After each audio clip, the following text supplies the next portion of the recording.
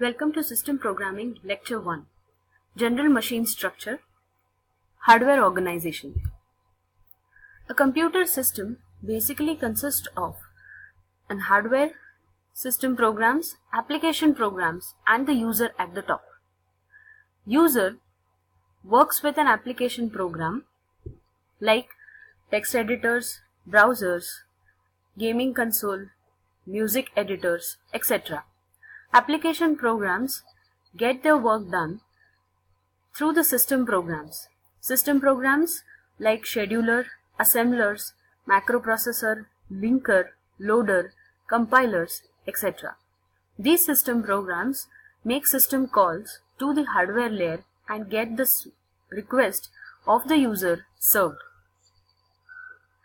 Hardware is the one which actually performs the request and generates the output and serve the user request.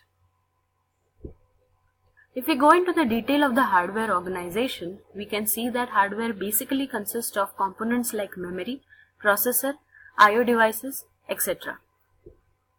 Memory is connected with the processor is connected with the I/O devices. Processors process the data stored in the memory or coming from the input device. Processor process the data, generate the output and store the output in the memory or give it to the output device. A memory is a storage device which stores the information in the form of zeros and ones. Every information stored in the memory has an address. The information stored in the memory can be grouped in the form of words, bytes or characters. These words can be interpreted either as data, a raw data or an instruction by the processor. For example, 0000 here can be interpreted as a decimal data 0 or can be interpreted as an instruction halt. A processor is a processing device. It performs operations as per instructions. Operations like addition, multiplication, division, increment, decrement, boolean and, boolean or, etc. as per the instructions like move, load, store, divide, subtract, multiply, etc. If an instruction are grouped into logical sequence, then it is called programs.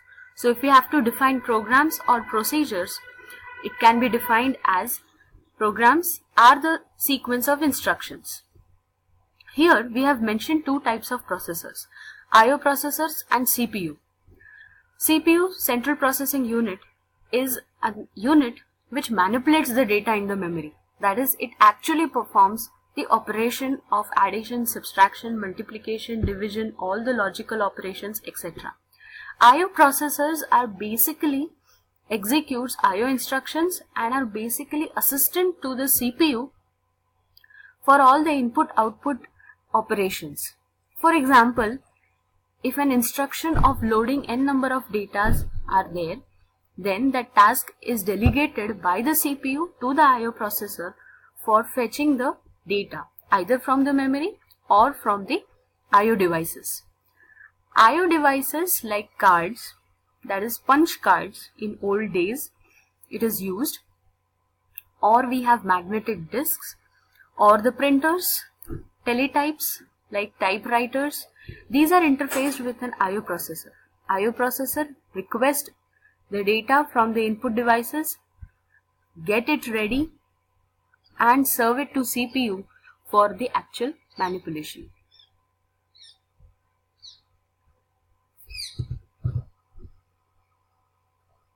I/O processors are activated by CPU like start I/O or halt I/O commands. I/O instruction sets are entirely different from that of instruction sets of Central Processing Unit. That means you can distinguish in a given program, these are the manipulation instructions like addition, subtraction, multiplication, divisions. They are intended for CPU. They are being executed by CPU. There are instructions in the programs like load, store, move. These are input-output instructions. They are intended for I/O processors. These are executed, I/O instructions are executed separately, that is asynchronously, than that of CPU. Since two processor means I/O processors and CPU are working asynchronously, this is the basic version of multiprocessing. So if we have to define multiprocessing, it is nothing but having more than one processor working on the same memory simultaneously. In the next lecture, we are going to study how processor identifies whether a given bits are a data or it's an instruction. Thank you.